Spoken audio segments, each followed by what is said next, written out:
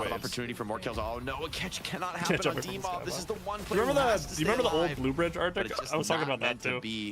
Yeah, from the mid tower. Yeah. I was talking about that. This is the dream scenario. They did not think about that when they made the mid bridge. They had to like gut the fuck out of Lash because Lash was just so OP from the Blue Bridge, bro. It was so broken. This captain is in a world of hurt here on the pause. Oh god. And you could just sit up there and poke and no one could trade with you. Because originally in my head it's like that's not that big of a deal. Like I actually don't hate that Leviathan, but then I remembered, oh yeah, you have to worry about a chain gang, you have to worry about a death slam, you have to worry about an affliction, hooks and walls. There's a lot of Abraham's side to pull you away from that walker if you're trying to. Oh look, Drifter Heroes 14. I don't know. I'm pretty sus on giving up mid boss. I think it's basically never worth it. It's basically always bad. But sometimes use your only option. If you don't have a means to like give a serious fight, then